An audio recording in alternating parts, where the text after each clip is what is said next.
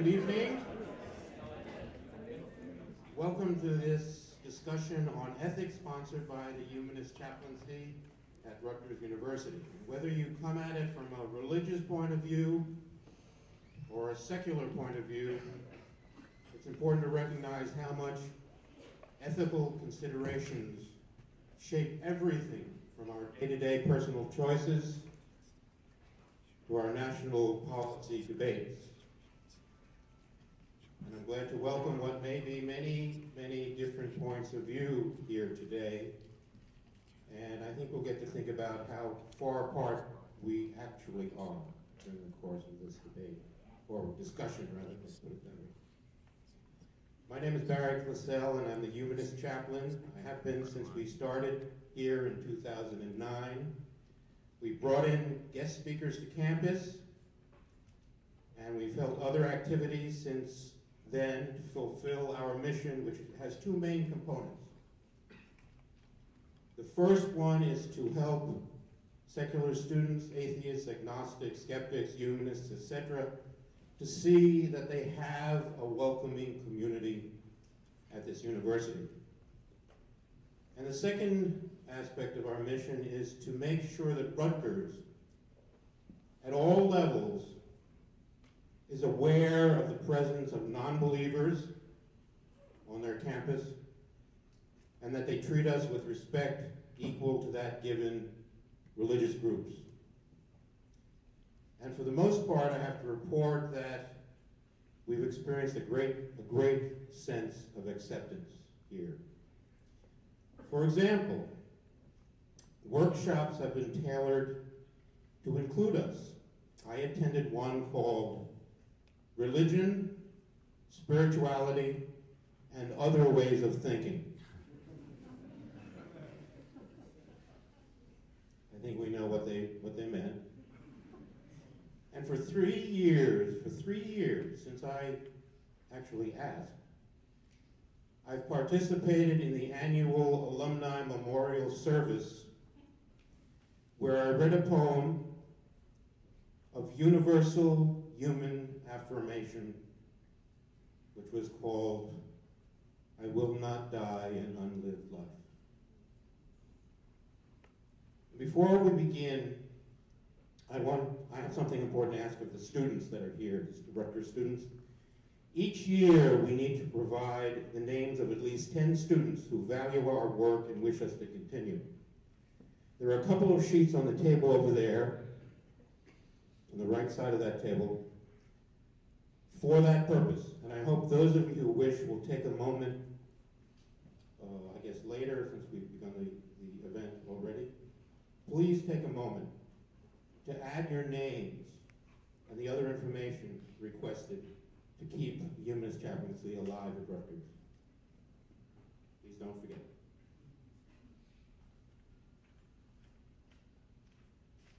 And just a quick note about our upcoming events. In October, we will meet to talk about our personal journeys to what we believe or what we don't believe. And November 21st, we'll welcome back the very popular Dave Silverman, president of American Atheists, to talk to us for the third time. He is a champion of the chaplaincy here. And we'll notify everyone who's on our mailing list of the details of these events. So if you're not on the list, there's also a sign-up sheet for that purpose over there as well. And now on to our special event of this evening. I'm going to introduce our moderator, and he will take it from there. Jeff McMahan has spoken to our group before on, guess what, the topic of ethics. He's a professor of philosophy at Rutgers, and among his many writings, he wanted me to mention just a couple. 2 books named, provocatively, The Ethics of Killing and Killing in War. Professor McMahan, over.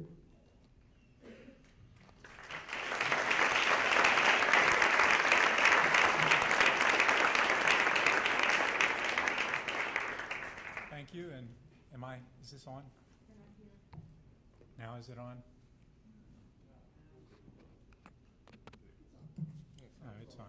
so you need to get right up close to it. Well, thank you very much for coming out tonight. I'm going to save time and get right down to business. Let me introduce our contestants tonight.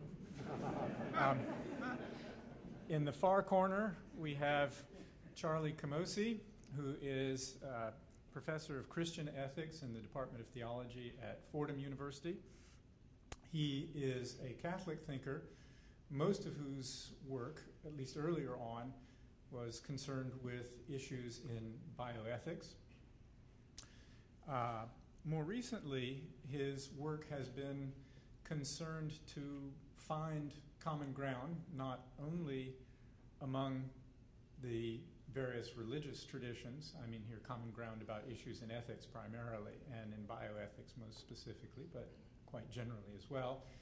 So not merely among the different religious traditions, but also between the theological orientation and secular orientation in issues of ethics. His most recent book is called Peter Singer and Christian Ethics Beyond Polarization. So you can see that from the title that Charlie is concerned to engage constructively with thinkers from traditions that are radically different from his own.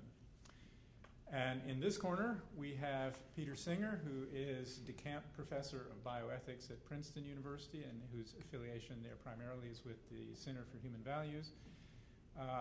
Peter is responsible for stimulating and opening up some of the most important debates in contemporary ethics. I have in mind here the debates about moral status of animals, about the obligations of the wealthy to the very poor, the morality of infanticide, issues concerning disability, and so on.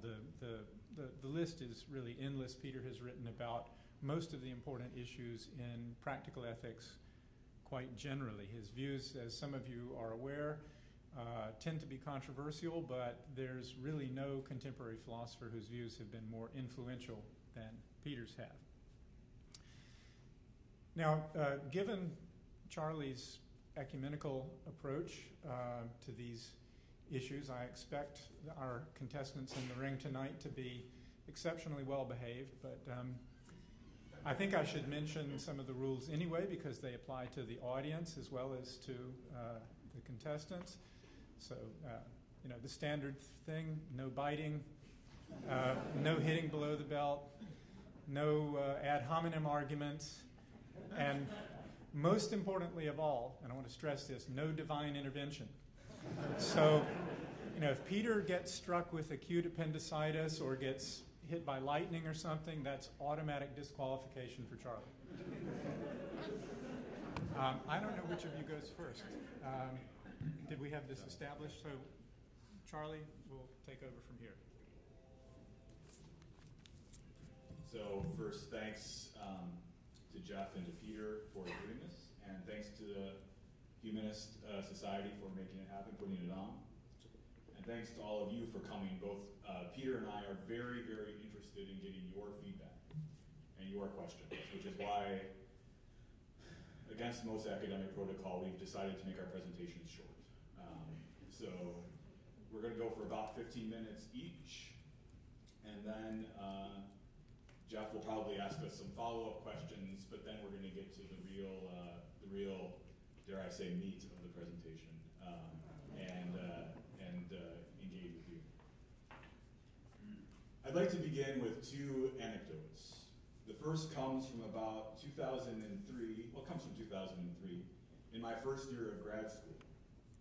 Someone who would turn out to be a treasured friend, a fellow doctoral student by the name of John Perry, was pushing me in an argument in our Aquinas seminar about the relationship of ethics to belief in a God. John said, well, ethics is just a fairy tale if you don't believe in God. It's akin to believing in ghosts and goblins. As proof, he said, look, if you take God out of it, you just end up with Peter Singer.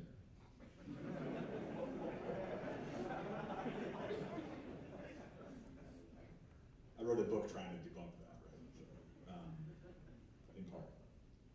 The second anecdote comes from my first major conference as a professor, as a junior professor. I was in the books section of the conference, hoping to run into somebody important and talk to them, right? And the strategy worked, and I ran into somebody, a very established Christian ethicist, somebody I admired very much. And I said, hey, listen, I'm doing this book on Peter Singer, and actually he and I are going to have lunch to talk about the book idea. And he got a very nervous look on his face, and he looked at me intently and said, Charlie, be careful, you're going to like him. So before getting into the actual practical issues, I just wanted to tell these two anecdotes to give you a sense of how fraught a Christian attempt, and specifically a Catholic attempt, to engage Peter Singer might in fact be. And not might. Academics use this word. It is fraught, right? It's not just might. It's full of landmines. Some will say that Peter, because he has certain views on things like infanticide or the personhood of non-human animals, shouldn't even be engaged at all. This is something I run into quite a bit. That even my engaging Peter at all is somehow not appropriate as a Christian ethicist. But this is an anti-intellectual point of view, and I utterly reject it as wrong-headed. In fact, it's the kind of response that I think continues to drive a false narrative that somehow explicitly religious believers are somehow anti-intellectual as a class of people. In fact, it's the kind of response that would have kept the Catholic intellectual tradition from becoming the powerhouse that it became. Great figures like Thomas Aquinas would never have become great. After all, he built his theology around the philosophy of Aristotle, who was, of course, another supporter of infanticide. Or probably better said, the choice for infanticide. But I think if we're honest, something similar often happens from the opposite direction. Explicitly religious thinkers are sometimes marginalized and dismissed and kept out of the serious discussion of ethics and politics, which is, of course, not religious. Right? Explicitly religious traditions are thought to be put in a special skeptical category, while traditions like utilitarianism and political liberalism are hardly even recognized as a tradition or ideology. With, I would argue, similar orthodoxies, high priests, and sacred texts. But the methodology of my book and my relationship with Peter has tried to put that baggage aside. Instead, I tried to engage in what the Boston College Christian ethicist David Hollenbach called intellectual solidarity. This is a sense of approaching difference with an understanding that you have something to learn from your opponent, that you reserve the right to change your mind in light of new arguments and evidence. It means that you try to find where you agree first to make the disagreement more precise. And this avoids the confusion and misunderstanding which comes from an approach which a priori defines itself by opposition against the other, before we even get started. Okay, enough for that preamble. Let's get into some of the issues.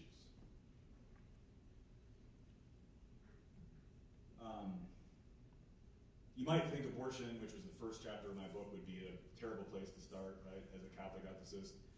I'm pro-life. Peter Singer is pro-choice for infanticide. At least he was, and I'm not sure if he still is.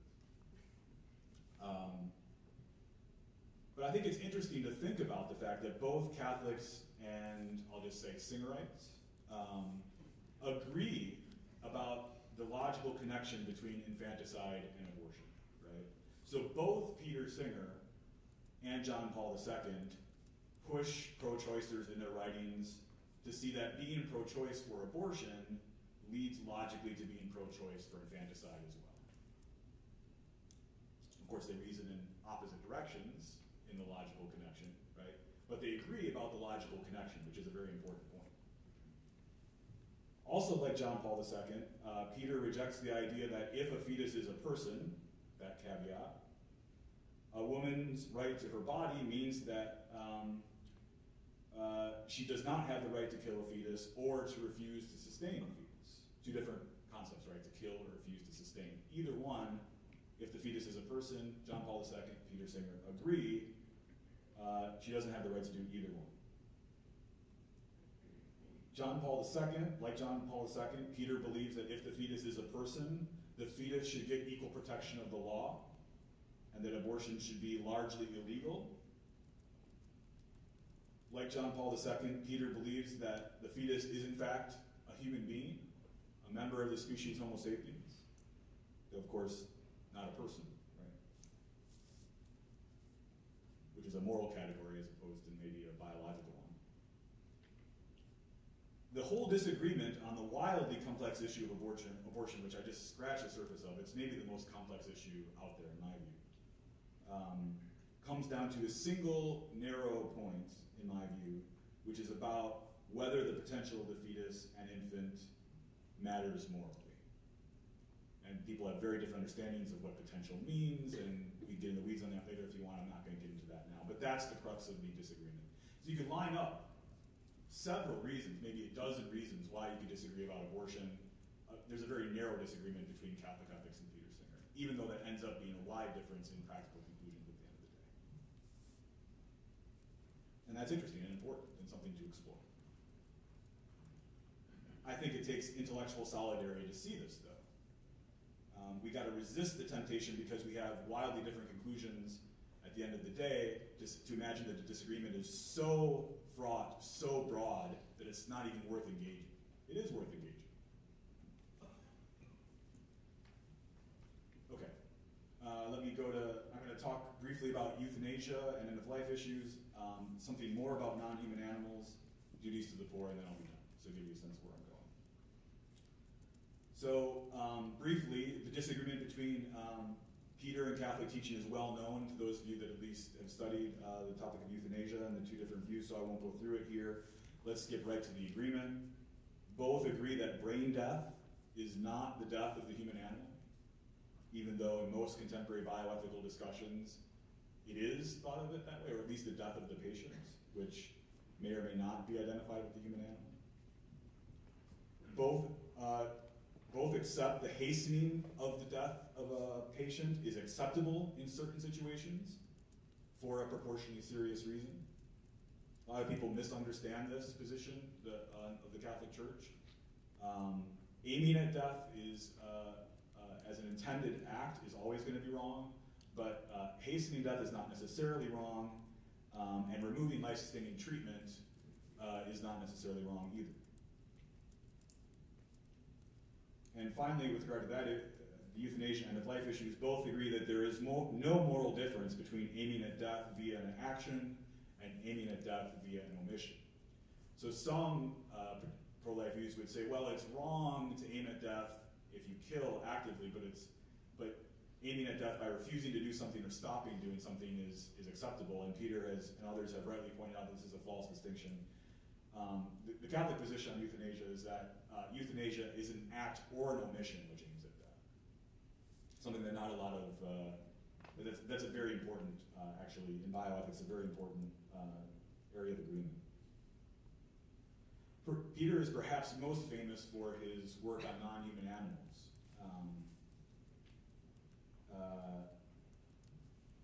And due in no small part to claims of actual Christians talking about non-human animals, Peter has blamed Christianity for playing a major role in what he calls our speciesist attitudes and the horrific way we treat and consume non-human animals.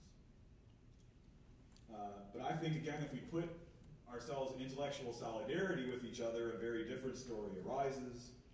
And it's the story, in a shameless plug, that I try to tell in my forthcoming book, which comes out on the Feast of St. Francis, October 4th, called For Love of Animals, Christian Ethics, Consistent Action. And there may or may not be flyers on the table over there. After all, at no point in our history as a species has Homo sapiens ever needed Christianity or any religious tradition to dominate other animals for their gain and use. If we wanted to name a culprit for our new level of cruelty in our day, I think we're better off focusing on two developments of the secular Enlightenment, the Industrial Revolution and free market capitalism. Indeed, I think Catholicism can and should join with secular movements who are pushing for animal liberation. Both can agree that it's morally wrong to cause animals to suffer without great need. Both can agree that non-human animals have moral value independent of human beings. Both can agree that there may in fact be non-human persons. I know this might surprise some of you. It surprises a lot of my Christian friends who tell them this too. But angels are a classic example of non-human persons. The head of the Vatican Observatory was asked recently, what would he do if an alien asked him for baptism? He said he would do it.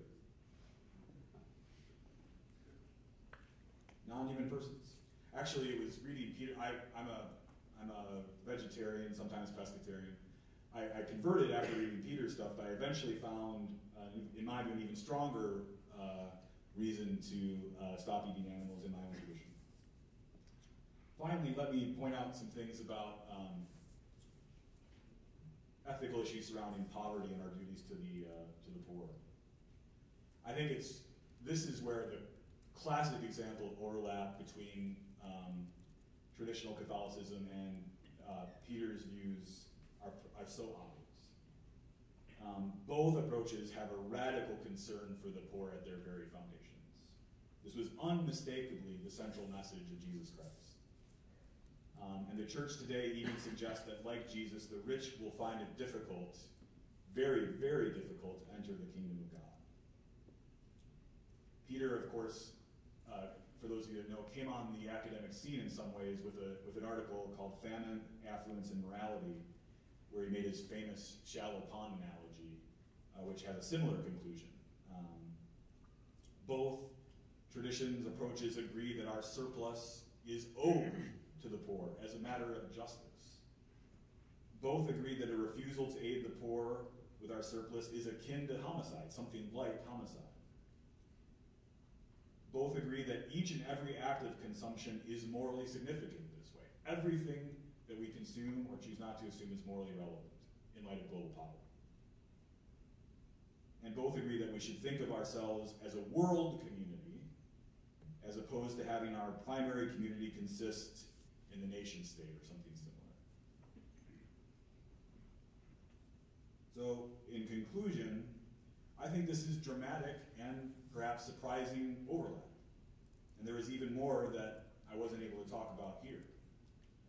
But it takes intellectual, it takes almost, I would say, almost a kind of spirituality of solidarity to see it.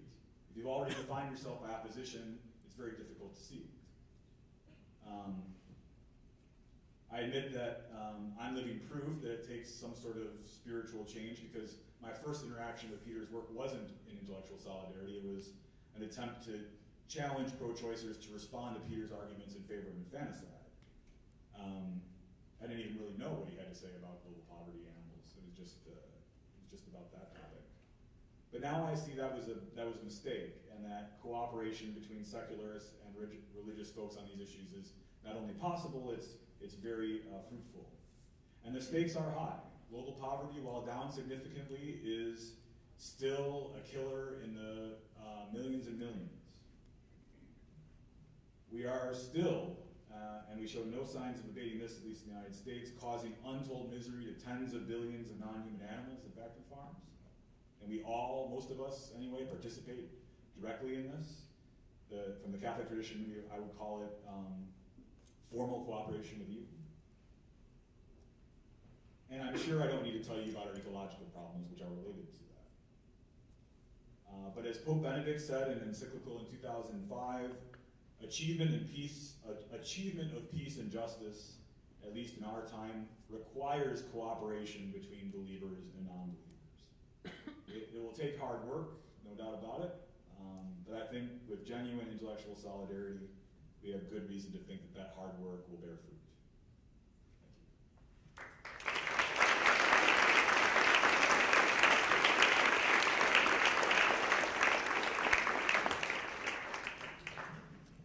Thank you very much. I want to thank the organisers of this event, who've obviously done a good job in publicising it and bringing out a great audience.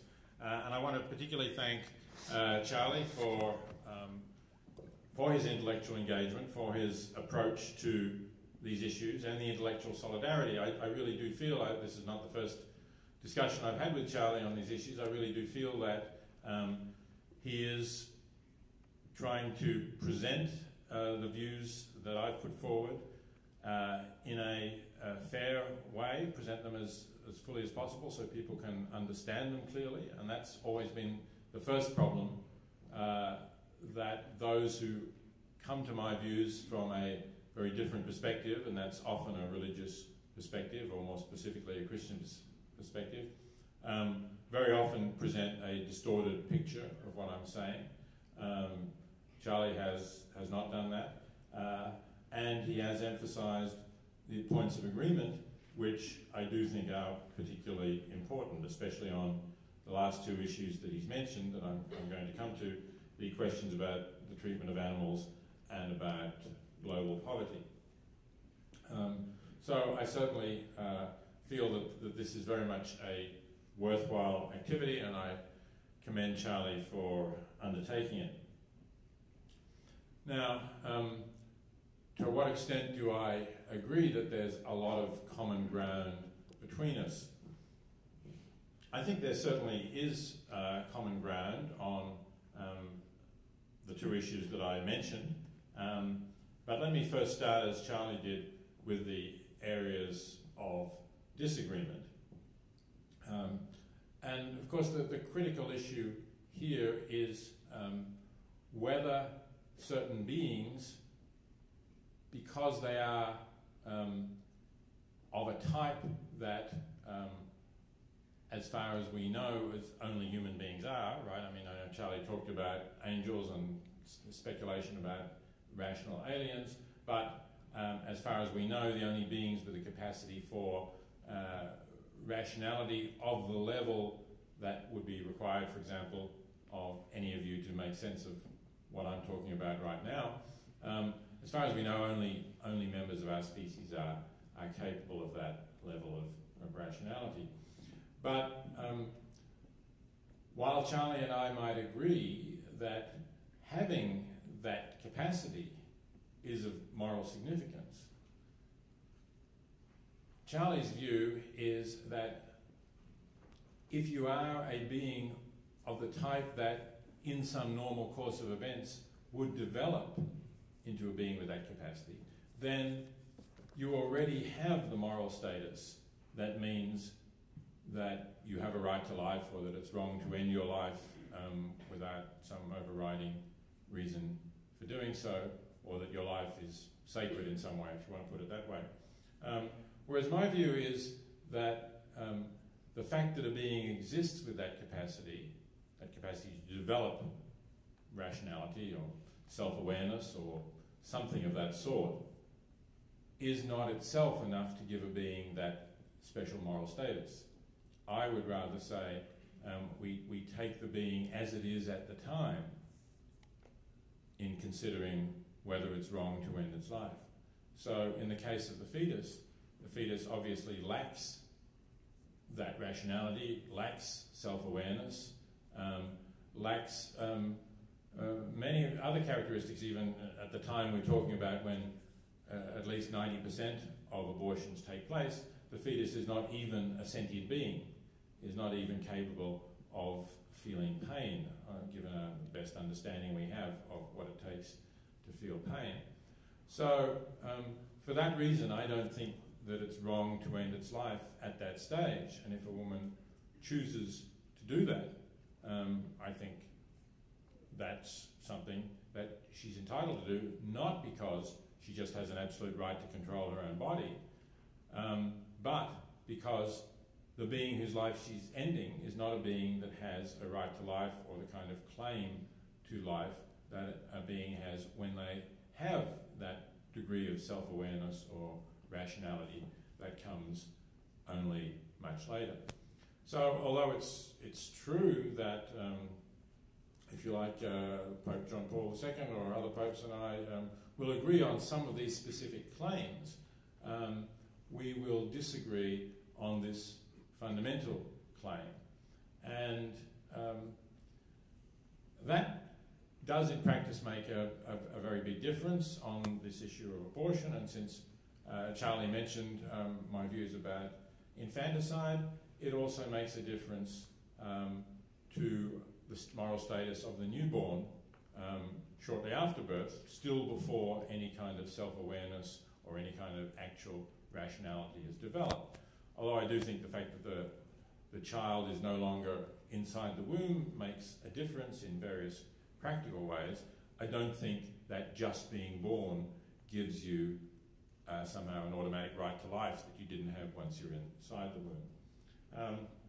And these are real and important questions. And in fact, I had a call just last week from the father of a severely disabled newborn, which perhaps raises some of these interesting questions and differences, because he was worried that the physicians were going to treat the child in a way that ensured the child would continue to live, whereas he and his wife, the child's mother, thought that given the very severe condition that the child had and the prognosis, that it was better that the child died.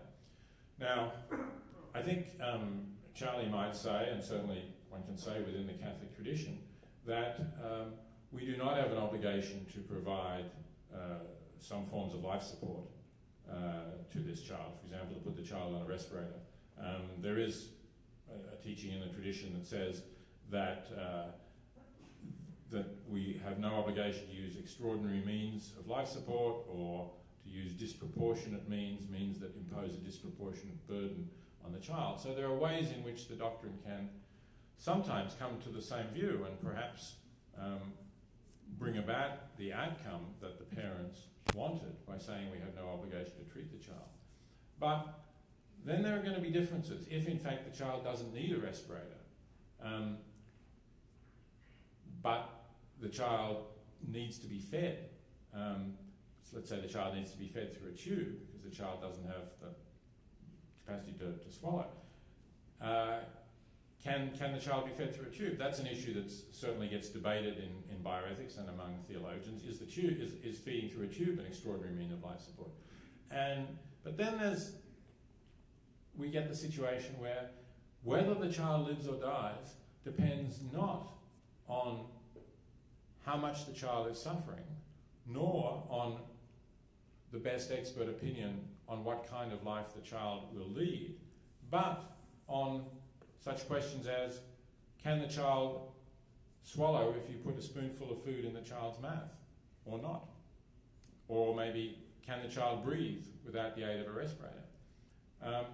And from my perspective, that's not what the decision ought to depend on. That's more or less accidental. Whether, for example, you get a good diagnosis of the child's condition before the child is free of the respirator, before the child is independent, can breathe independently or can swallow independently.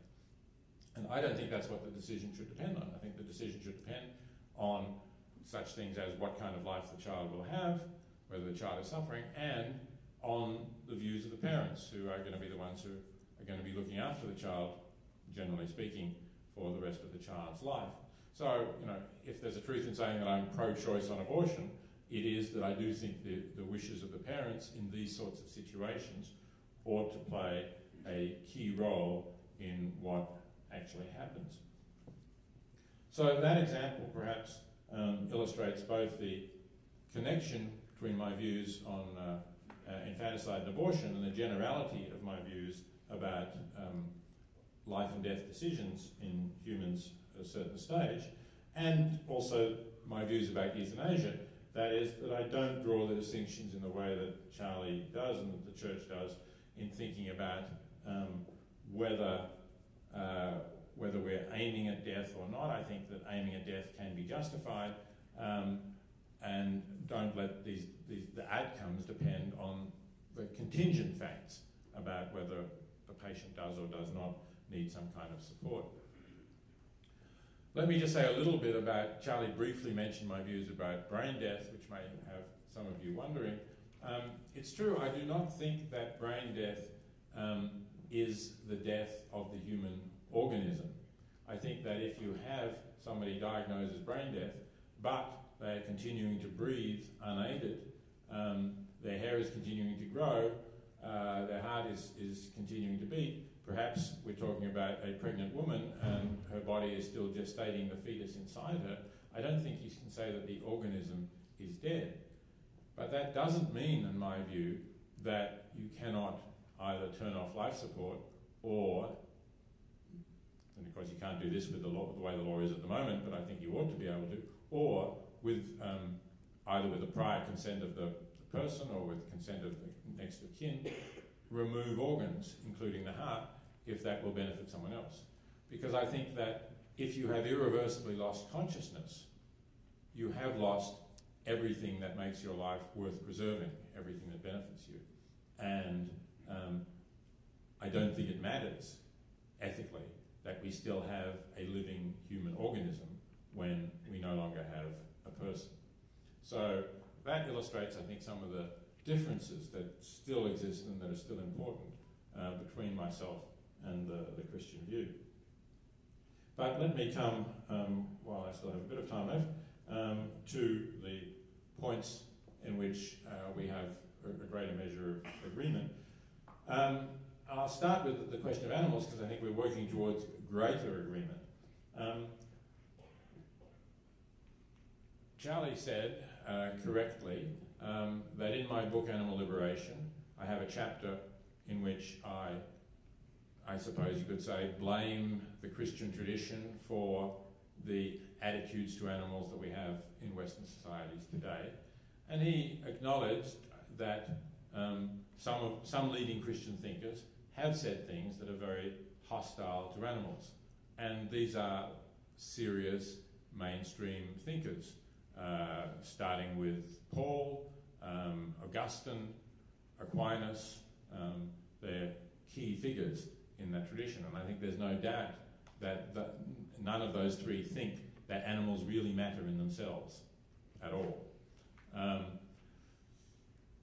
Having said that, I now think that perhaps parts of that chapter were out of balance, if you like, and I think what Charlie said is correct, that humans have not needed Christianity in order to abuse and mistreat animals, and that you could see Christian views rather as a reflection of the abuse of animals or the use that was being made of animals beforehand.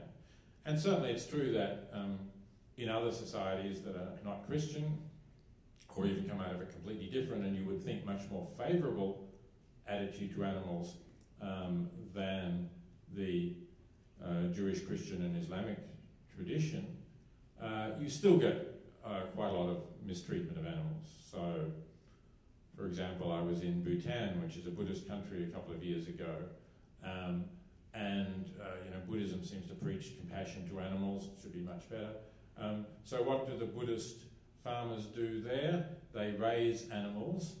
They don't kill them because they're Buddhists. Instead, they sell them to Muslims who then kill them, and they buy the meat from the Muslims who've killed them. So there are always ways in which, if you really want to eat meat, you can twist your religion so that it's not going to stop you doing it.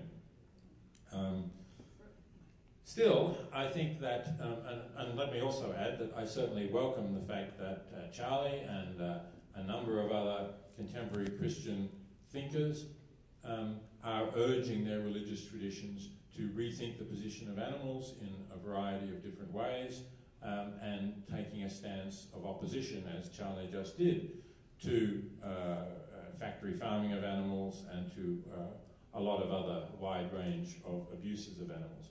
And I hope that more Christians will do that, more people of every religion will do that. I think that's really important and I welcome it, but I'm sure Charlie would recognise that he's still very much on the fringes of the Christian movement, and that this needs to grow and strengthen before we could really regard the Christian religion as something that is a positive for animals, rather than, at best, something that is a kind of more or less passive, but still an obstacle to further progress.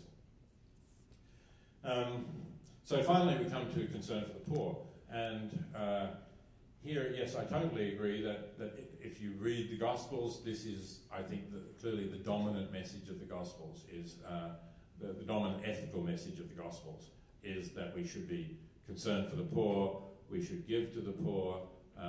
If we're rich and there are poor around us, we're not likely to go to heaven.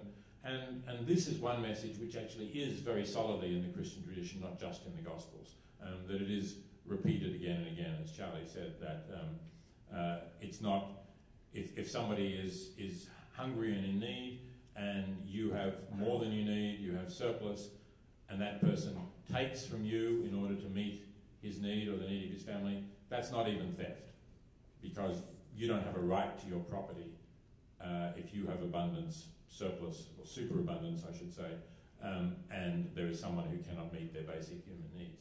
So that's a very strong doctrine. And it's definitely there, and it's been emphasised throughout the tradition. Yet it doesn't really seem to get emphasised in churches today, and that's my problem.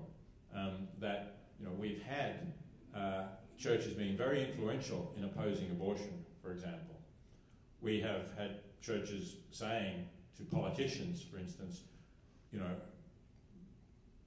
Catholics should not vote for you because of your views on abortion. We have not had religious leaders saying Catholics should not vote for you because you're very wealthy and you don't give anything to the poor. Nor have we been telling their congregations that they can't take communion if they haven't been sharing with the poor, as they would, doubtless, if somebody said, "I've had an abortion and I don't regret having had an abortion." I'm hopeful that this is changing. I think the fact that the present Pope took the name as Francis is clearly a good sign. And perhaps there's some other signs there that Charlie might like to elaborate on. But here, although the intellectual ground I think is shared, of course it comes from different directions from my own, but we're close, the practice still has some way to go to catch up to that. I think I've done my 15 minutes. Thank you very much.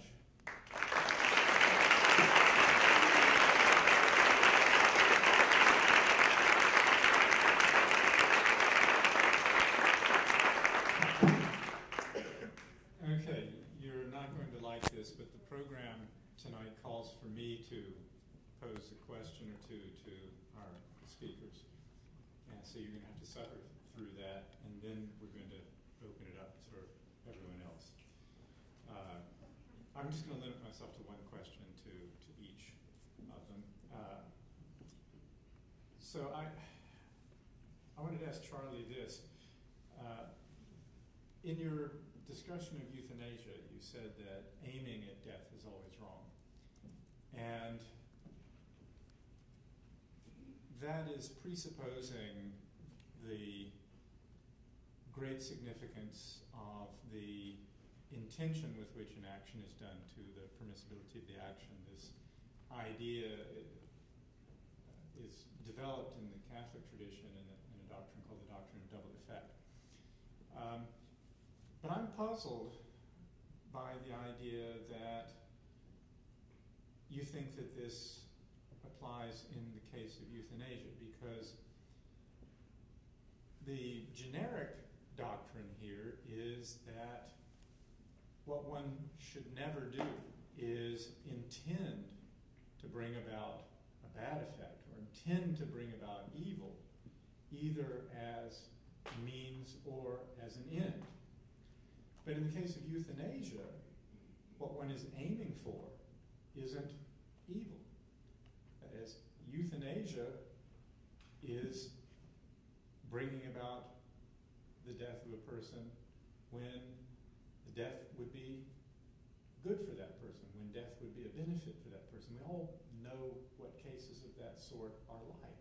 Why would it be wrong intentionally to do something to somebody that's good for them? Well, we're not going to solve that one in the next 5 minutes. I think the crux of our disagreement is about, one, what is a benefit and what is not, And then, as a second step, is benefit versus burden the way to talk about ethics, right? So, fulfilling preferences versus respecting intrinsic dignity or something like this. Again, we're not going to solve it in 5 minutes, but let me just try to point at some things. So, for those of us that want to uphold the principle that it's always wrong to aim at the death of an innocent person, we'll say something like this, that when you aim at the death of an innocent person, you're comparing the life of a person with some other good, or evil, or burden. And in some ways, that's a category mistake, from our point of view. So that the good with which you're comparing the good of human life is, by definition, instrumental, or it's not irreducible. The good of human life is irreducible. The good of persons, in some ways, this gets back to the Kantian notion that human lives are ends in themselves. And when you compare the good of that life to lots and lots of suffering, or my life isn't worth living, or something like this, I'm too much of a hoarder of resources, I want to make room for those who don't use resources the way I do, some other reducible good like that, that's not intrinsic. The idea that we would aim at death in order to bring about that good is a category mistake. It's not a perfect analogy, but the one I use in my students is it's sort of like comparing pizza to friendship, or something like that, right? Like, if you're doing that comparison, it's just something's confused, because friendship is an irreducible good, and pizza is not. Can I just exploit the chair's prerogative and ask you a further question on this point? If human life is itself this kind of categorical good, but suffering is just this kind of instrumental bad thing, then it seems that it ought to be permissible to bring into existence a person whose life would be one of constant, continuous agony and torment, with nothing good in it at all. Because then you'd just be bringing about something good, namely a human life, something with intrinsic dignity and goodness and so on, and seems like that should be okay. I'm happy to keep going, but there's maybe 2 responses to that. One is, I'm not sure what you mean by bring into existence, right? So from a Catholic perspective, it would be wrong to see life as the kind of thing that you choose to bring into existence. So life is the kind of thing that you welcome as a gift from God. And so it's not instrumentalized that way. And so you welcome life, you welcome persons into your, and it's not even necessarily procreation, you welcome people that just enter your path as good qua person, and you don't make judgments about their value or their utility or their comparative suffering. And then, I guess I want to ask you what sort of existence you have in mind that's just pure suffering or something like that. Because I know, for instance, I've talked with, probably all of us have been in points in our lives where our lives seemed meaningless and devoid of anything but suffering. And that changes over time, or can often change. And so, and what we know from history is that once we allow, and this is a different set of considerations, but important set of considerations, but once we allow the public policy of saying, for your own good, we will set up a system by which we can kill you, or you can choose to be killed. And then there's the question of what constitutes a rational choice, like who in the midst of lots of suffering is actually making a rational choice. So there are all sorts of other issues that are related to, especially instituting a public policy for direct killing of the innocent, that would need to be considered as well. Okay, that's why I wanted to move it away from killing to causing to exist. And what I had in mind was something like this. There are conditions.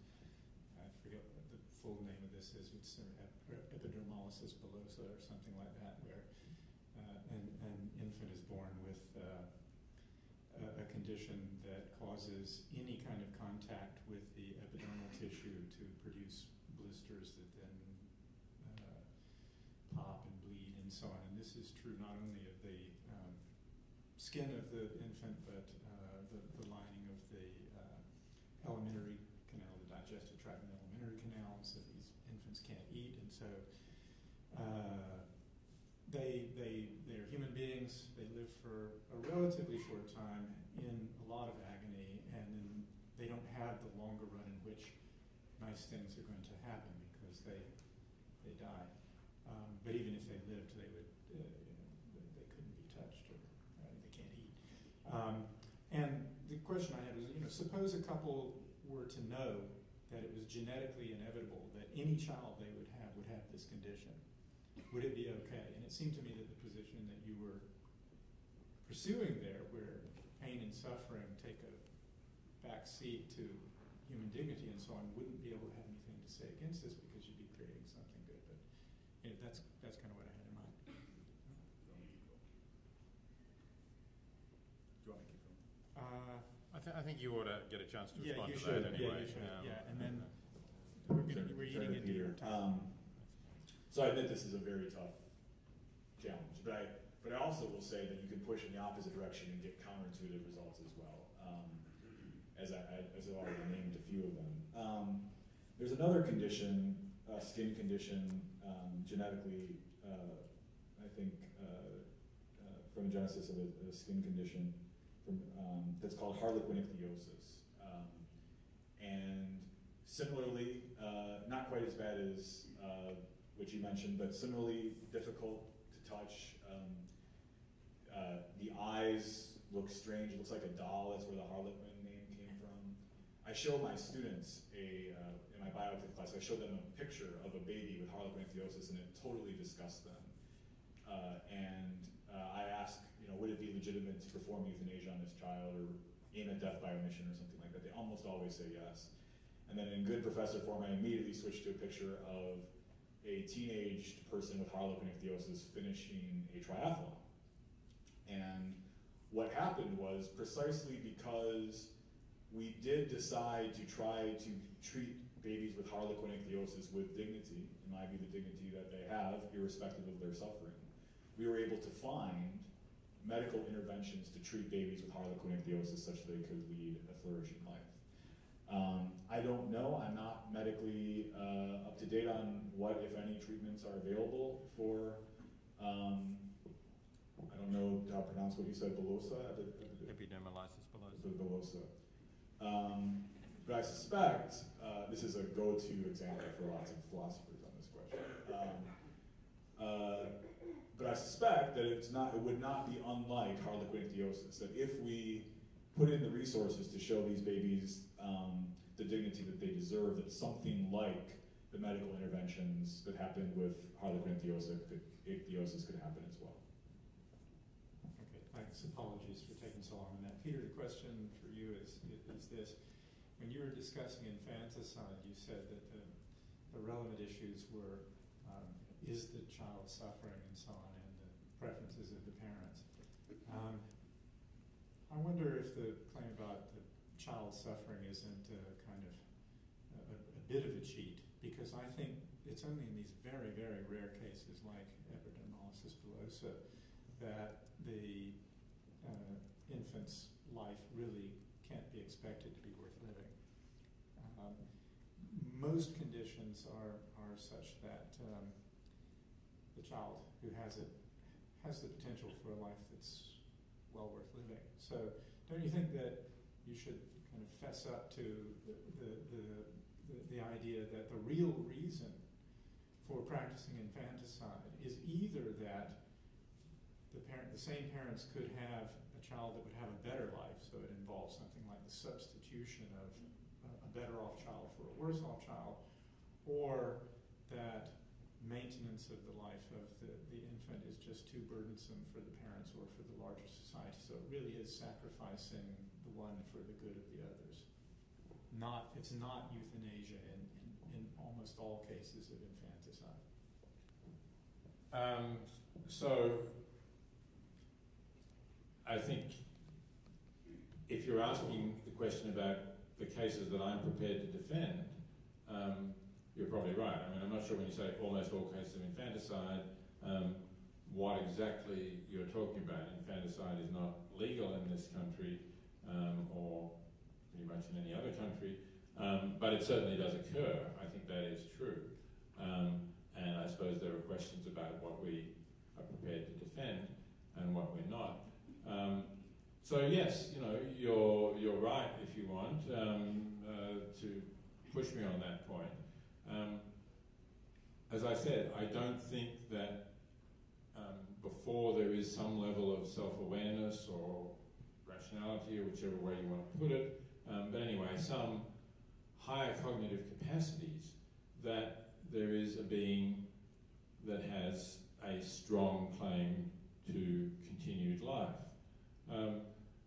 In part, my views on this do relate to my views about animals, and perhaps this is a bit of a way in which Charlie and my views about animals are not the same, although we may agree on many practical points. But I think that we should not distinguish between the wrongness of killing a being on the basis of what species it's a member of. Now, Charlie actually agrees with that, I know from previous debates, because he would say it doesn't depend on what species the being is a member of, but it depends on whether the being has a rational nature. And what he means by that is not that the being is presently rational, but that the being will, in the normal course of its development, become rational. And so our disagreement then is on whether this fact that a being will, in the normal course of its development, become rational is critical to whether it's wrong to kill it. And if it's not, which is my view, then in considering whether it's wrong to end the life of an infant, we can compare it with questions about the wrongness of ending the life of a non-human animal at a similar cognitive level to the level that infant is at that time. And if we were to consider questions about a dog, say at that level, and dogs may typically actually be at a higher mental level than a newborn infant, if we were to consider that question, we would say, well, if the dogs may not be a life of just suffering, but still it may be a life that doesn't have very many redeeming qualities, and I think that is quite often the case, that there's severe brain damage, so that even if the life is not one of suffering, it's not a rich and fulfilling life of the kind we hope. Plus, and I agree with Jeff's suggestion, it is relevant that if this child dies, the parents will have an expectation of being able to conceive another child, and in that sense replace the child who dies with the future child.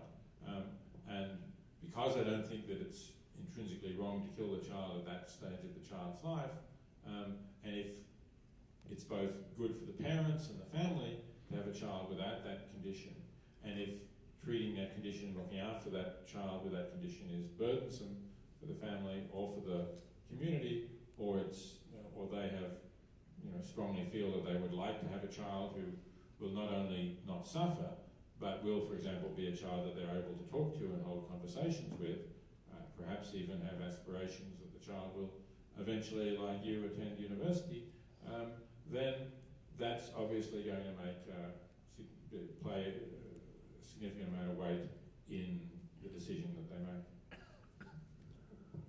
Okay, my bit is over. I think the way that we want to organize this is as follows. Gary, you can tell me if I'm wrong. I will recognize people in a certain order, and each person, or you're going to take the mic to them. They don't have to come up. Okay, good. Well, this gentleman here was the first with his hand up. Professor Singer mentioned the attitude of Christian scholars toward animals.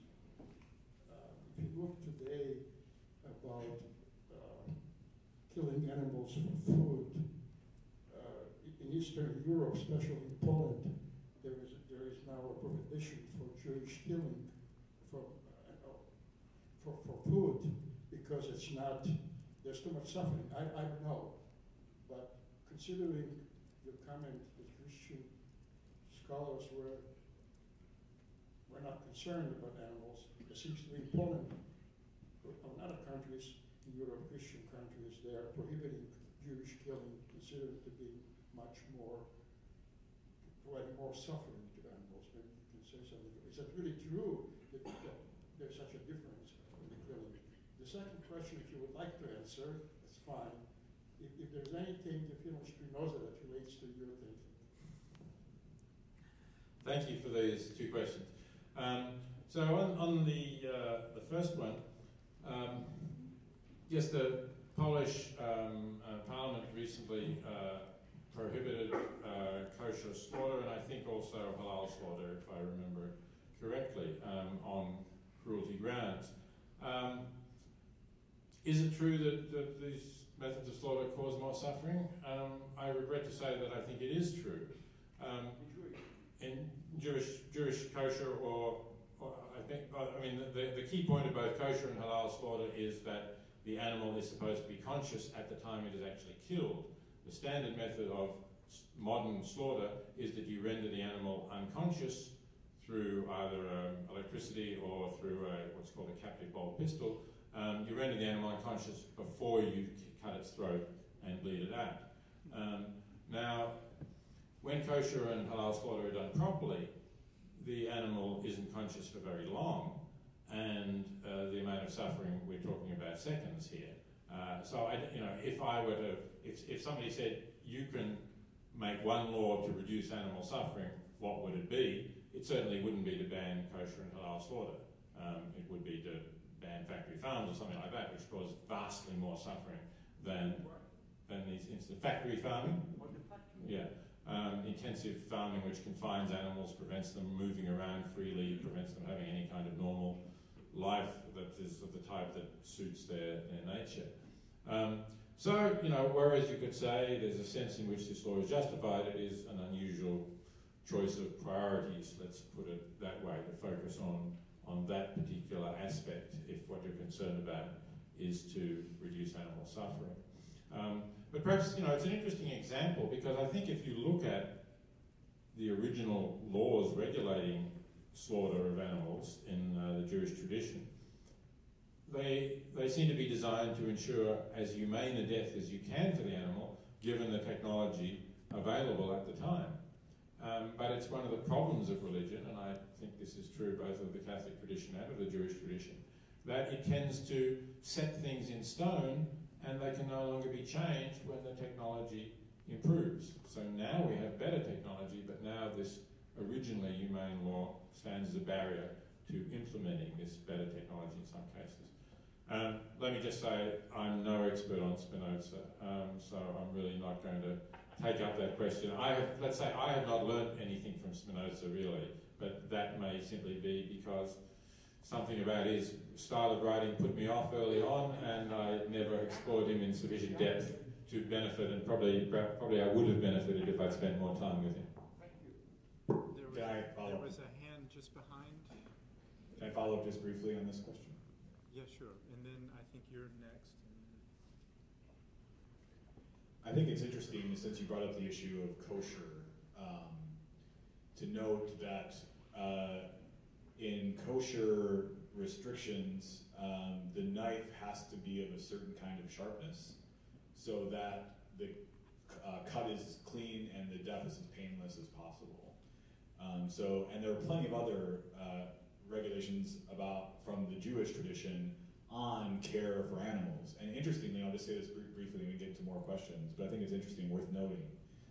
When the early Christian church was trying to think about how much it was going to keep from Judaism as it started to separate itself, they decided to keep 4 things from the Jewish law, 3 of which applied to non-human animals. Those of you that have studied this will know what I'm talking about.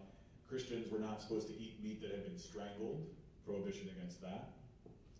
They were not supposed to eat meat with the lifeblood of the animal still in it. And they were supposed to refrain from meat that had been sacrificed to idols. And if there is any example of meat that had been sacrificed to idols today, it seems to me that it's meat which comes from factory farms, which are sacrificed to the idols of consumerism and profit.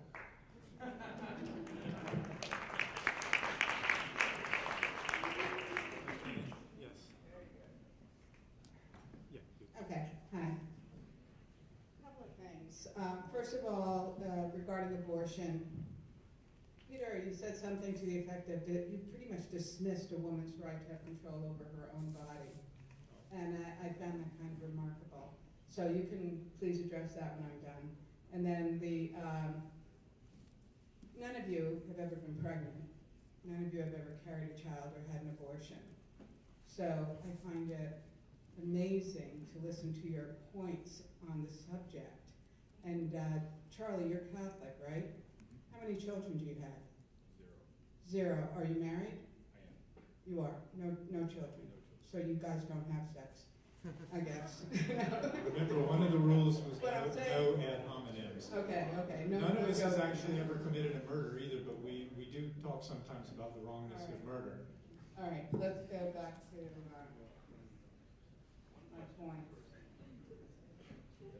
All right, in terms of my second thing is your concern for the poor, and how over $71 billion in untaxed revenue for all the religious organizations every year, just in the United States alone, could contribute and help not only the poor, but our educational system to help get them to not be poor. So I would like to know where you stand on taxing religious institutions who use all the public services just like every other business.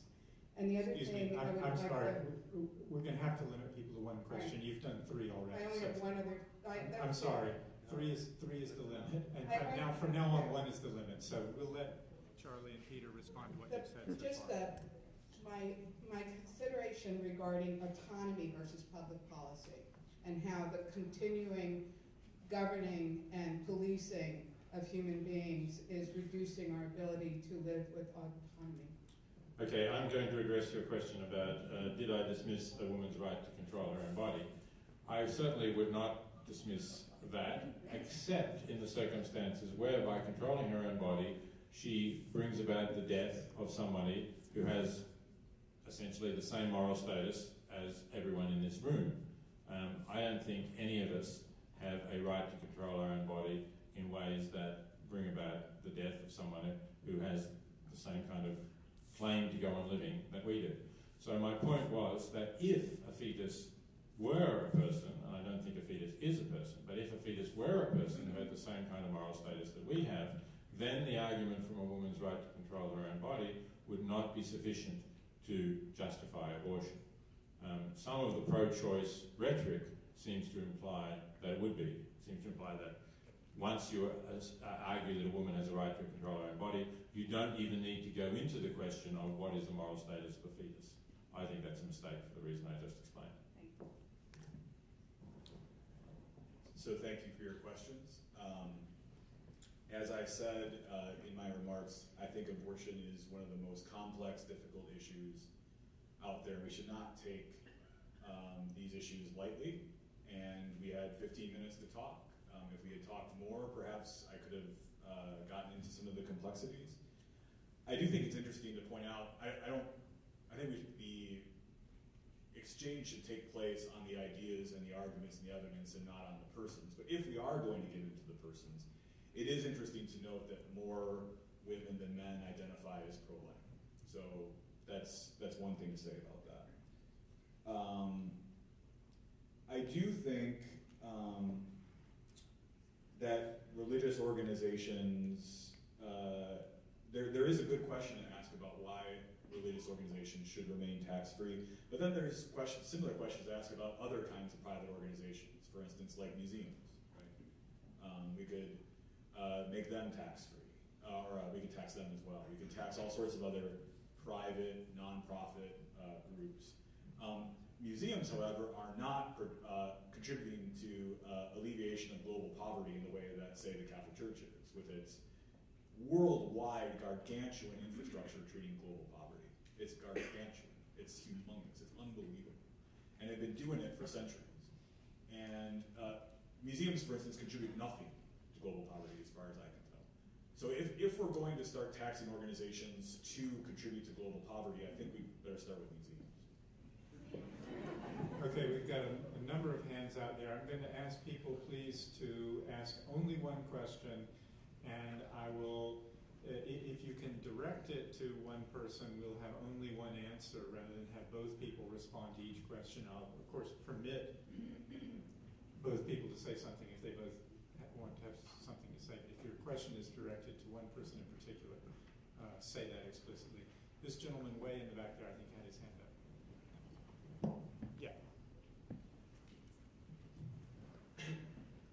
So, I'll keep my question brief. The question I want to ask is, I think, like, what you're going to answer to, I find really telling. So what are both your views on the Manhattan Project and the building of the atomic bomb and the relation of ethics to fundamental research, such as like physics and chemistry and stuff like that? Because as like aspiring physicist, I don't really get to hear much about all this cool stuff, you know, about like neuroscience and consciousness and whatnot. So I just wanted to know, like, when they were building the bomb, should any ethical considerations have been made or presented or whatever? And does that, actually, yeah, that's right, I'm going to cut it off. That's the question. The short answer is yes. I think the Manhattan Project was fundamentally wrong-headed, and the bombings of Hiroshima and Nagasaki were war crimes. I think you also mentioned some other more contemporary developments, such as contemporary neuroscience and some other things. I think it's very, very important.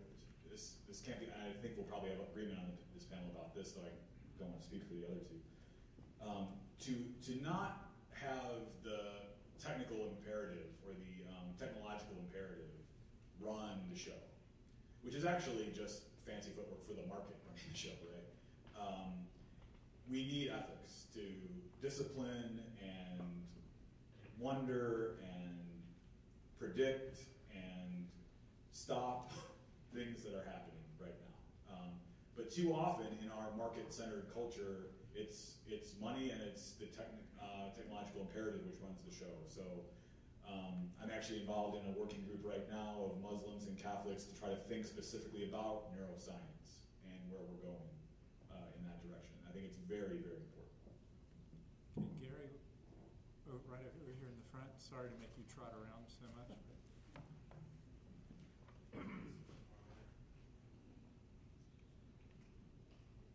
Yeah, blue shirt.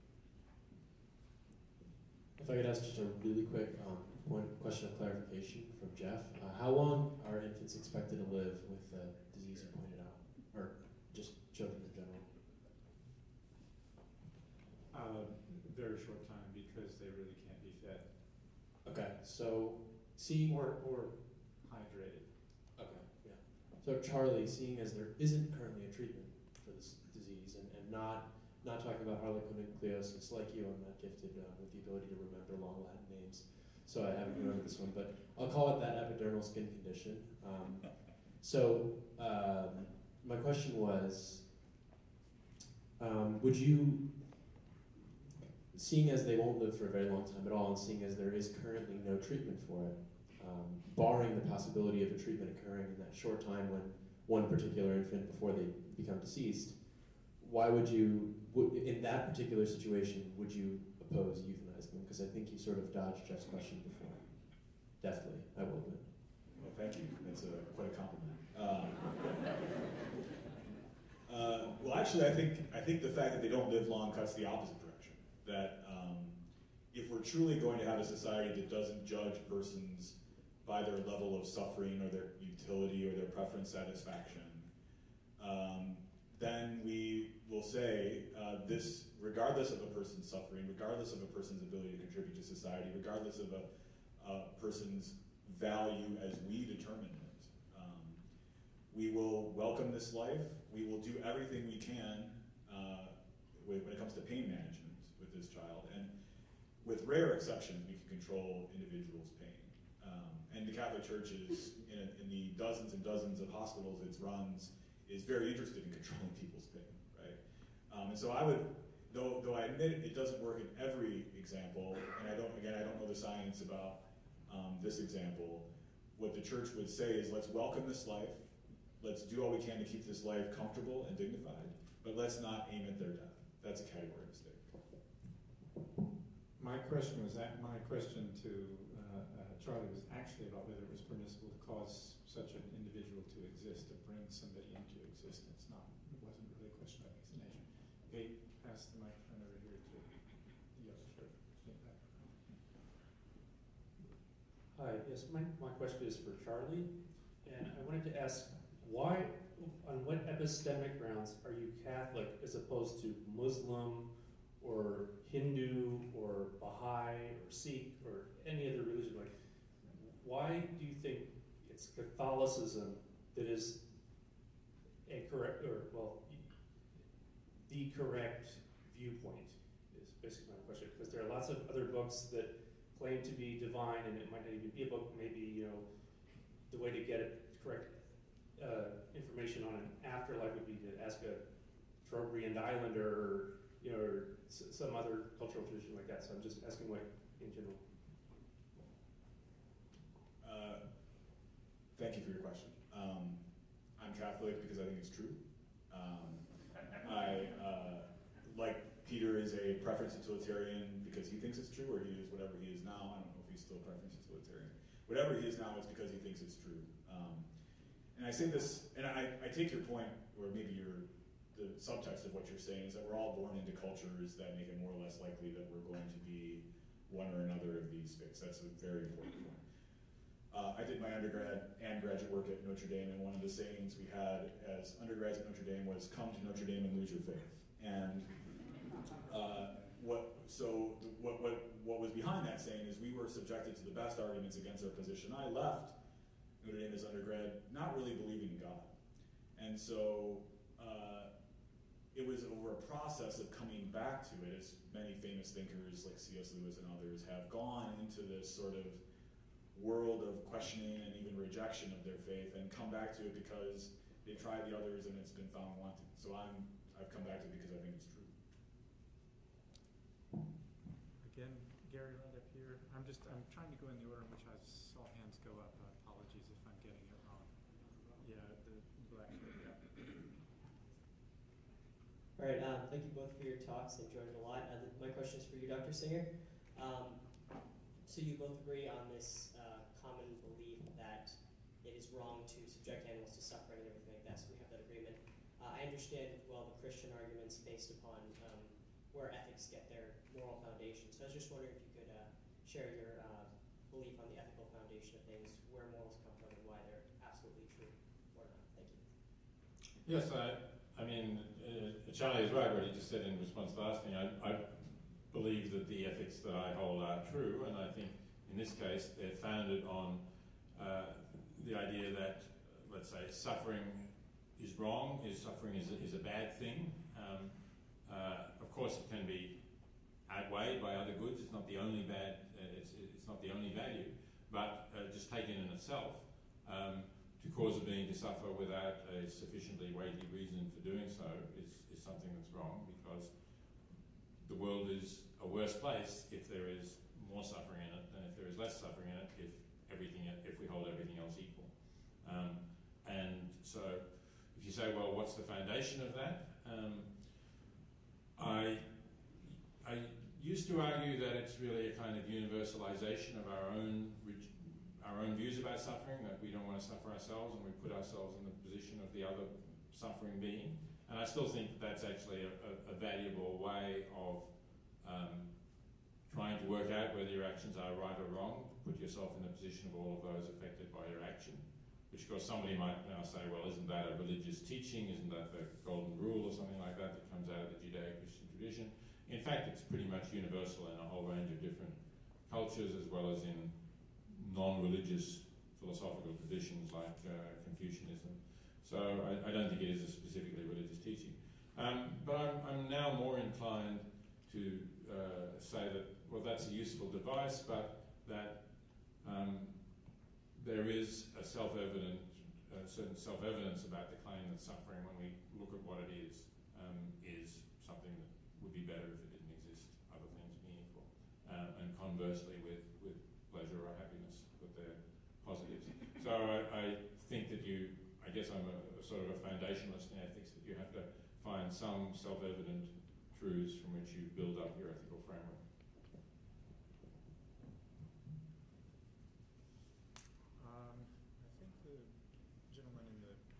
jacket there in the middle there. Yes, you. Yes. No, you. The one standing up there. Yep, you. Again, I'm trying to do first come, first serve. Dr. Singer, I understand your core argument is the neurochemistry of a baby or a fetus.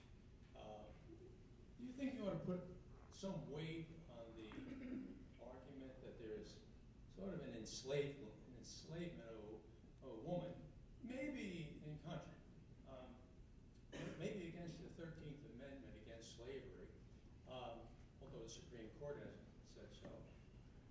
If you basically compel a woman for 9 months to carry a baby to term as if she were cattle, and second of all, to raise a child for 18 months or 18 years, and basically ruining a woman's life, if indeed that's not the course she wanted her life to take. And the second argument is I don't see much here about the impact on society by unwanted children or bringing into the world a child that a woman is ill prepared to have because of social, emotional, or financial reasons. Often I've seen the broken homes and kids who are not well taken care of, filling our prisons and filling our welfare rolls. Well, we each had 15 minutes, and abortion was one of 4 issues that I touched upon, so I wasn't giving a full account of the rights and wrongs of abortion. Certainly as a consequentialist, I do think in setting social policies we should take account of the impact on society of women having children that they don't wish to have, and there can be a lot of debate about that.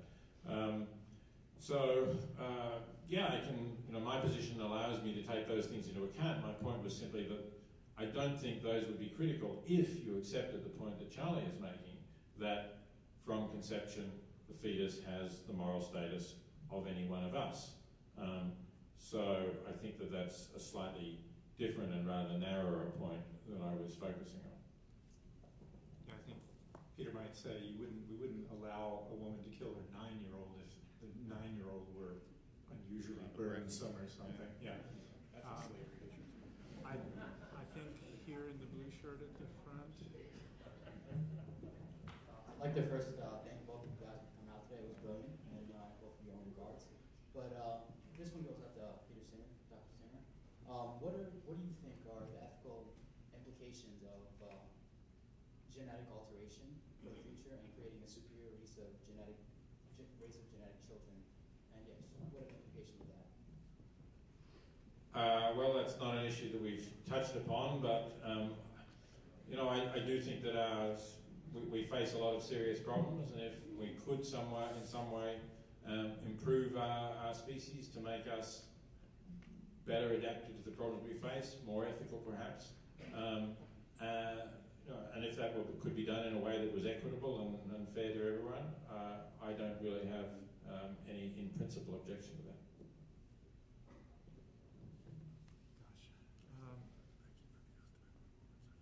Okay. Is a woman in the back there? Yeah.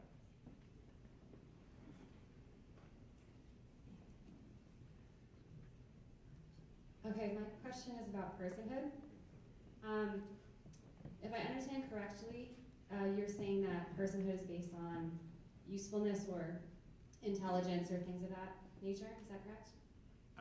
Certainly not usefulness, but at least self-awareness, right? The idea that you can see your life as existing over time, that you don't just exist in the moment, but that you have this sense that I am an individual who has existed in the past and has some hope of existing in the future. That kind of awareness, which I think we can use the label self-consciousness or self-awareness to describe. Okay. So under the presupposition that personhood is under self-awareness, then we come to the conclusions of when is a person a person. But how does that change when you consider the possibility of the value of a person being intrinsic? For instance, whereas intelligence would be the result of the personhood as opposed to the cause of the personhood. For instance, if I look like my father, I'm not his daughter because I look like him. I look like him because I am his daughter. So it's like if I went around looking for people that look like me and decided they're my family because they look like me, as opposed to intelligence being a result, not a cause of personhood. Well, I would need to know what you think personhood is to really answer that. I mean, obviously this is not the way I understand the term, not the way I'm using the term. So I really don't know what to say because I don't know what you mean by personhood. Well, I guess the alternative model to personhood based on intelligence would be innate personhood or innate value, which would often come out of like made in the image of God or something along those lines. Okay, but since I don't believe in the existence of God, I can't really think that personhood is being made in the image of a non-existent being.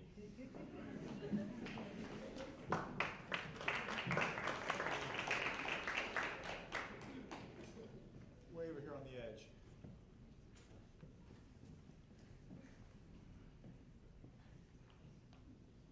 Hi, this is for Charlie. Now, what I'd like to ask you about is in Judaism, there's a case that's called a rodef, and a rodef is a pursuer, somebody who means to cause harm. And in Judaism, they make an allowance that if a fetus is causing harm to a woman, that they call it a rodef, and they allow that, in that case, for an abortion. But there was the case recently in Ireland with Savita, oh boy, I'm going to have a hard time with this, Halapanavar. And she slowly died in an Irish hospital because even though she was slowly bleeding to death, they couldn't perform an abortion because they still found a heartbeat. So what I'd like to know is, what is your comment on this in terms of what responsibilities we have? Because you say that we can't take aim at death, but in this case, the fetus died and the mother died. And so how can you not act, even though an abortion was called for in this case? That is a ridiculously difficult question to answer. I'd love to talk to you about it afterwards if you want, because it's not, again, a 5-minute or even maybe 15-minute response. Let me just say as an overall sort of answer about the Catholic tradition on this is that it's still trying to work on this and figure this out. In fact, Pope Benedict asked several theologians to try to work on precisely this question, because Catholics don't want to give up the principle that it's always wrong to aim at the death of an innocent person, because we know historically what happens when we allow people to aim at death of innocent persons for a good reason. Especially vulnerable populations get hurt. That's one side. The other side is the case that you just brought up. And so I'll just sort of punt a little bit and say Catholic tradition is still trying to figure that out. But what's interesting and important to mention about the Irish case is that Irish law allowed for preterm delivery of the fetus to save the life of the mother, and that was not done.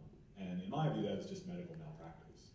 I don't think the law necessarily in Ireland needed to change to deal with that specific case. I think the doctors were guilty of horrific medical malpractice by not engaging that particular legal option. I think some people in the back there, those two hands, I've got to do, I've got to do eeny, meeny, miny, mo between the two of them. I don't know who's. Hi, so my question is for Charlie. I'll just head this off first saying that I'm an atheist and also a firm believer in animal rights. But recently I started, delving into religious culture quite a lot. And honestly, I've got to say that I have a newfound respect for Christians and how they're very welcoming to people. However, there's one thing that I encountered that I want you to shed a bit more light on. So whenever I have conversations with religious people about animal rights. I encounter the classic problem of man's dominion over animals, where they say, well, it's okay that I eat meat because animals were put here on earth by God for men to have control over. I want to say, like, this isn't all Christians that I talk to. A lot of them are very understanding about it. But I do encounter this argument quite a lot. And I just want to see your views on it, how you would respond to this. Thank you. Very, very important question. Very respectful question, too, which I appreciate. So first of all, I think it's important to mention that not every Christian, hopefully everyone realizes this, not every Christian who spouts off about Christianity understands even their own tradition, right? Just as in other traditions, similar things happen. So I often tell my students when we talk about dominion that you probably, what you think this means is probably not what it actually means, dominion. So for instance, in Genesis 1, where dominion is talked about, God gives us the plants to eat, not the animals. So whatever dominion means, it doesn't mean being able to eat animals. In fact, the next chapter, Genesis 2, God says that it's not good man should be alone. I will create a suitable partner for him, and creates the animals, right? We eventually get to Eve, which is the best partner, right? But animals were created to be the companions of human beings because it's not good man should be alone. So whatever dominion means, it means that we were created to be vegetarian. That's, or at least it's not a history text, it's not a science text, it's a theological text, and that's complicated to say what that means. But whatever it means, it's consistent with not eating meat and with animals being created to be our companions. And dominion, of course, should always, from a Christian perspective, be done in the example of Jesus' dominion, which is one of self-sacrificial love for vulnerable populations.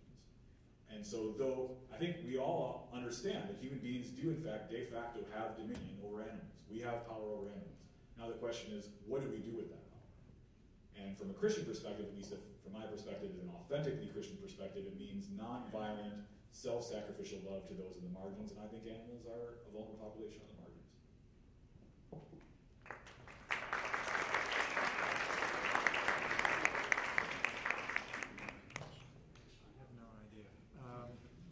Gary, this man here, no, closer.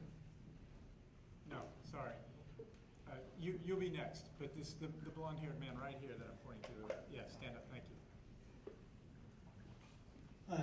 Thank you for your presentations. I guess my question was, so both of you mentioned, well, so maybe you touched on this a little bit in the last question, but both of you mentioned the factory farming of animals as a problem. I was wondering if, to what extent, if any, would you make a distinction between factory farming of animals and factory farming of plants, or any other sort of something that could in some way be sort of considered an abuse of the earth. Well, from my perspective, as I said in an earlier question, suffering is crucial. So the specific wrong that we do to animals when we put them in factory farms is we cause them to suffer, they can experience pain. We could grow monofields of cabbages, but they wouldn't feel any pain.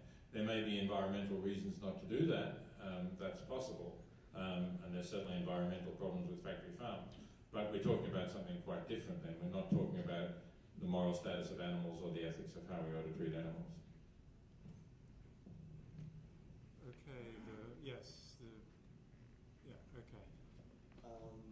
Thank you both for your talks.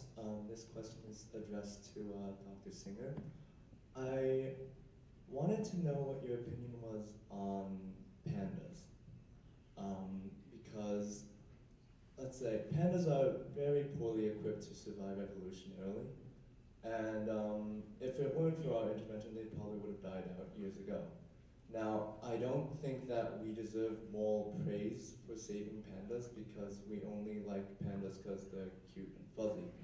But what I wanted to ask you was, should we, do we have a moral obligation to save pandas? as opposed to other species? I don't think we have any moral obligations to save species because they're cute. I do think that we have an obligation of, well, we have obligations of varying kinds, but I think generally we should try not to do irreversible damage to the ecosystem of our planet and to pass it on to future generations in a way that respects the heritage that we have from them.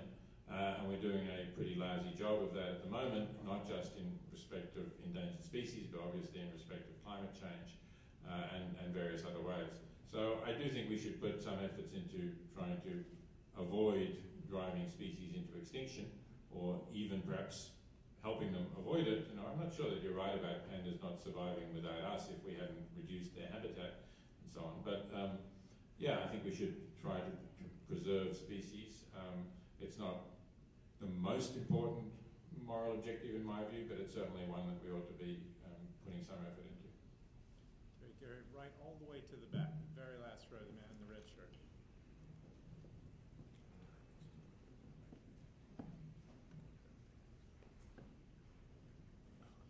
My question is for Professor Singer. I've only read your work on poverty, but I've had your work on infanticide presented to me, and the way it was presented, I guess it was a little different than it was today, so I want to see if maybe you can defend yourself against mischaracterization, if it is mischaracterization. So today it seems like you think, or the way it was presented, that in appropriate situations it's permissible to euthanize an infant.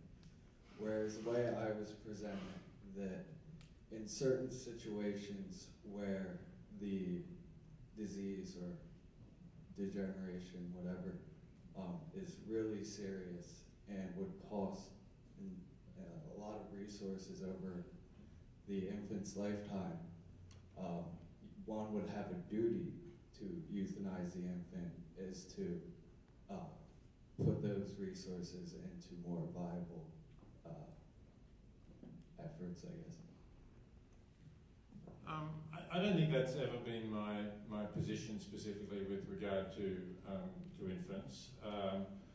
I've always argued that the parents ought to have the decisive, a very weighty element in that decision, and that it shouldn't be the resources that go into it that determine the decision. You know, at least in a society that has choices and is putting resources into lots of other things that are not maximally cost efficient, as our society is. Now, you could argue that in some theoretical sense we ought to use all resources in the most cost effective way, but I certainly would not say that we ought to kill infants where parents want them to live because it's going to be costly to keep them alive, while also saying that we ought to allow people to indulge in all sorts of other luxuries where they could also, you know, spend that on helping the global poor or other matters like that. So no, I think that's an example of a misrepresentation of my position. Okay, Gary, over here, the man who gave up his turn for the atheist vegetarian next to him. We will reward chivalry in this case. Thank you. All right, this question is directed at Dr. Singer. In your view, do newborns and animals share equal moral weight, or are there further criteria for the right to not be killed? And also, do you foresee cognitive science or other fields creating more distinctions of ethical significance when trying to deal with these issues? I'm not sure about the second part of the question. I guess we will learn more about the cognitive processes of different beings, and that is certainly going to be relevant to how we ought to treat them in various ways, if that's what you meant. I mean, there are various things you can say about cognitive sciences and what complications we will get to, so I'm not going to speculate on what else you might have meant because that would just take too long. Do newborns and animals have the same moral status? Well, I think it's relevant that human newborns typically have parents who care about their future and their well-being. So, of course, do many other non-human animals, not all, but children of mammals typically have at least mothers who care for them for a time. But I do think that it's relevant that in some species, and humans would be the foremost, they can have plans and wishes at a kind of level of that a lot of other species can't. So I would certainly take that into account. I would take the future life of the being into account normally, but I think it's relevant to note that we do already have 7 billion human beings on this planet, and we're probably heading for something like 10 billion by 2050. So it's not as if we have a reason to bring more beings into existence, I think, given the environmental constraints about the planet. If you were asking the same question on the same planet, but when we only had a couple of million human beings, then I would say that the greater capacities, perhaps, of humans to have a rich and fulfilling life would be a reason why you ought to protect human infants more than you would protect the infants of other species without those capacities.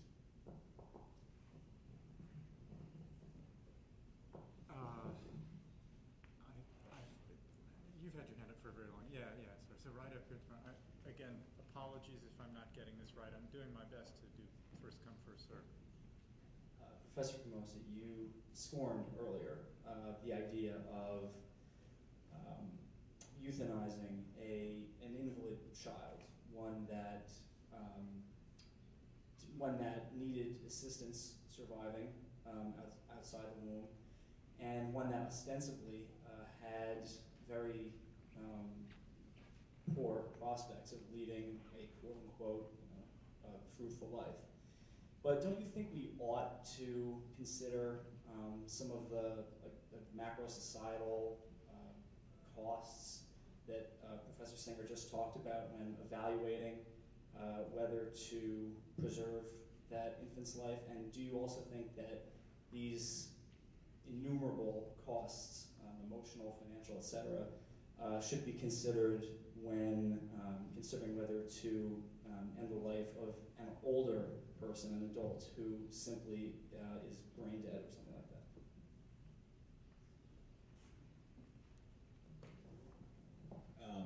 Hopefully it's not too smart aleck to say that I wrote a book about this. It was my first book. It's called Too Expensive to Treat? And so I refer you to the book for the more complicated and better answer that I'm about to give. Hopefully I didn't scorn. Sorry if I came across as scornful. I do have an opinion about things, but I don't want to sound scornful. I do think that we should not make quality of life judgments of the kind that he made. I think they're very dangerous historically. Vulnerable populations are the ones who get screwed every time we start making quality of life judgments. Those in power get to decide what counts as a good quality of life, and those in the margins don't have the power to enter the discussion, and they end up getting marginalized. I do think, however, if we can extricate ourselves from that problematic way of thinking, we absolutely should take macroeconomic and justice considerations very, very, very seriously, which is why I wrote it was my dissertation, and that became a book. For instance, there was a case in Texas called the Baby Ashley case where Ashley's parents asked for a DNR at birth. The hospital said, too bad, so sad, we're not doing it, we're going to resuscitate it anyway. They sued the hospital. The court awarded them $30 million for what they thought was going to be the child's cost to age 18. Now, if that's true, if that's right, I tried, in my dissertation research, I tried to track down the jury that came up with this. I was unable to do so, because I wanted to know their methodology. But let's say, for the sake of argument, they were correct. I think that's extraordinary means of treatment. We should not spend $30 million on one patient. I do think you can say that without making a quality of life judgment about that patient, though, and I think that's where we should go.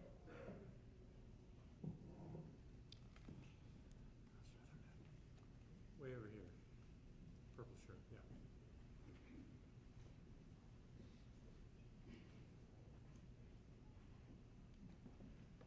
Peter, in an earlier question, you addressed the foundational mechanics and the logic and the reasoning that you use to formulate the ethics that you put forth. If you could touch and kind of expand upon the means on which you arrive upon that. So is it empirical inquiry? scientific inquiry? What are the assets and the means and the methodology they use to arrive upon it? And why would you state that that's stronger necessarily than what Charlie might offer? And accordingly, Charlie, if you think it's worth answering, if you could address why your means of inquiry and analysis and how you determine the ethics that you utilize might be stronger than what Peter puts forth. Thank you. Ethics is not an empirical inquiry. It's not a matter of scientific investigation. It's normative. That is, we're looking for things that guide us in what we ought to do. And I think that that is a separate realm. So this goes back to what philosophers sometimes call the is-ought distinction or the fact-value distinction. I don't think you can derive oughts or values simply from studying what the facts are, whether those facts are neuroscience or evolutionary theory or anything else really. So I think that they're separate questions.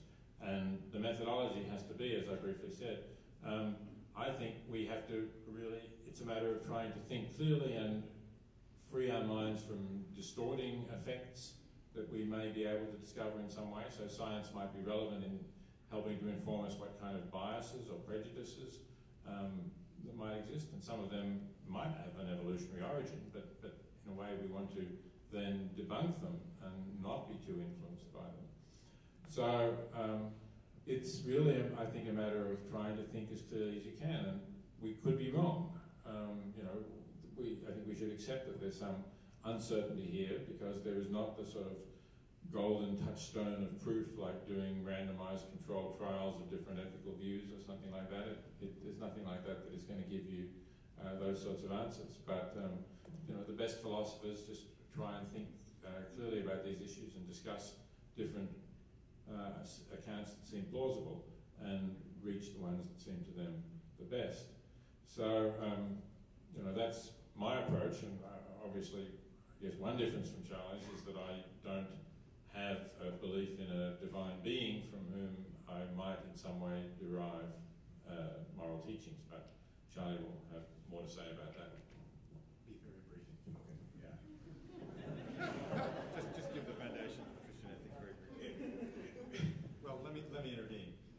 We should stop in about 5 minutes. I want to give one or two other people a chance to ask a question. So just rather than talk about difference, let me just talk briefly about overlap. Christians believe that ethics is about leading a flourishing, happy life. Go all the way back to Aristotle through Thomas Aquinas about this. And this is a matter of overlap, it seems to me, with not utilitarian, but a consequential approach to ethics. Ethics produces flourishing, happy lives. And it seems to me that we live in a culture, again, dominated by idolatrous worship of the market, such that we measure our success in terms of GNP, gross national product, but there are actually, Peter and I were just talking about this, new studies coming out on something else, kind of like gross national happiness or something like that, GNH. And I think that is overlap between Christian ethics and a more utilitarian approach, perhaps. This man here in the gray shirt with the sunglasses or glasses. Yeah. Behind the first questioner, between the first and second questioners. I know you cited a passage in Genesis earlier regarding your defense for animal rights. As far as do as Jesus did, we know he ate the Passover lamb. But what do you have to say about as the way he led his life as far as a non-vegetarian? Where did he eat the Passover lamb again? I'm sorry? Where did he eat the Passover lamb again? Where in the Bible? I've done a lot of thinking about this. Nowhere does it describe Jesus eating Passover lamb. It describes him at the Last Supper, which some argue is a Passover meal. The best research on this, scholarly research on this, says that it maybe wasn't in fact a Passover meal. But are Passover meals consistent of lamb? Yeah, so if it was a Passover meal, then we have to ask the question, would Jesus have necessarily eaten lamb at the Passover meal? If there's one thing we know about Jesus, he made up his own rules as we went along. So maybe understandably, it's the Son of God, right? You're not supposed to pick grain on the Sabbath. He picked grain on the Sabbath. Okay, so he's not a good Jew in that sense. But there is this broader question. Jesus surely ate fish. That's almost undeniable. He made a lot of for the supper early on, right? When he did water into wine, he also produced a lot of fish. Yeah, that's true. And maybe they were just produced instantly as dead fish in the baskets. And when my students ask me why I eat fish, my sort of tongue-in-cheek response is because JC ate fish. And also my grandmother's tuna spaghetti sauce. We won't go there.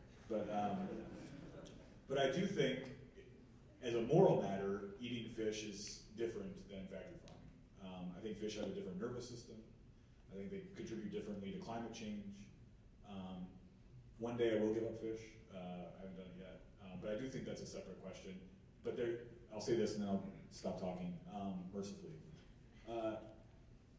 Whether Jesus ate fish or not, or whether people in his entourage ate fish or not, is a very different question from whether we eat fish. Because protein was very much more difficult to come by in the ancient world than it is today.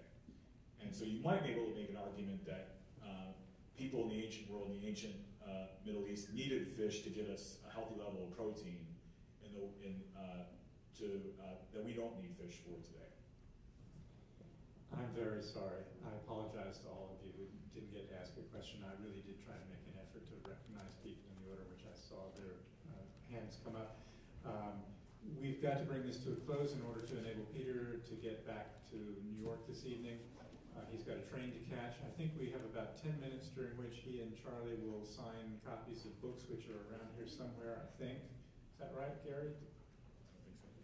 Oh. Oh, there are no books then. They're available at the Barnes & Noble. Okay, well,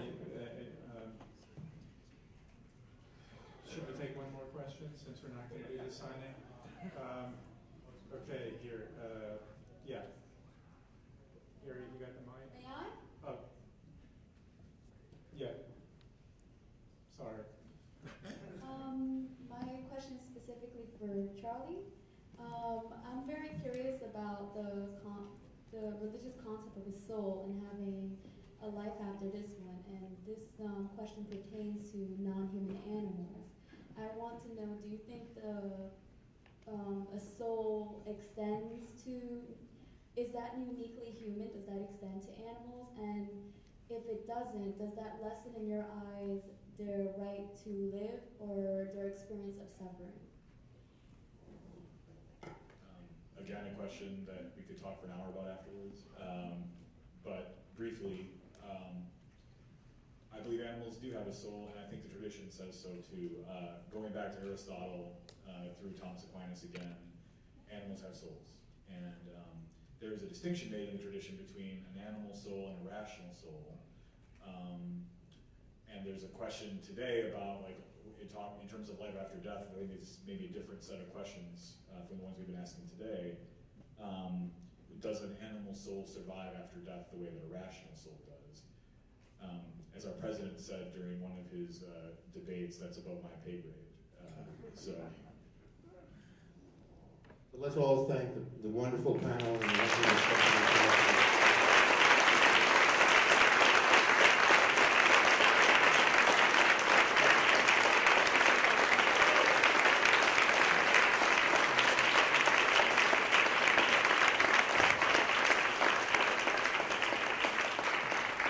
I want to compliment everybody on the intellectual quality of the questioning, but what that betokens to me, that all of us, regardless of what our belief system may or may not be, we are all struggling with these issues, complicated issues, but we all want to become, in fact, better people, more moral people, and that's what I hear in the questioning, and the sincerity of the questioning, and the sincerity of the answers. So thank you for that. Just want to remind students, if you'd like to see more events such as this and help the chaplains, the chaplains, they stay alive, whatever kind of entity it may be, please find your way over to the table and put your name down, your student ID and all of that. We need at least 10 names. Also want to mention that to learn more about the chaplaincy, go to our website, which is rutgershumanist.org. And I have to humbly say that if you're interested in helping support us, there's an easy way to make a tax-free donation on that website, so that someday we can pay respectable honorariums to our speakers. That's one of my hopes and goals, and I think it's a moral one, in fact. We have this room until midnight, so if anybody would like to stay and continue the discussion and meet new people and with new points of view and find some interesting new friends, please feel free to stay. Otherwise, have a wonderful night, and see you next time.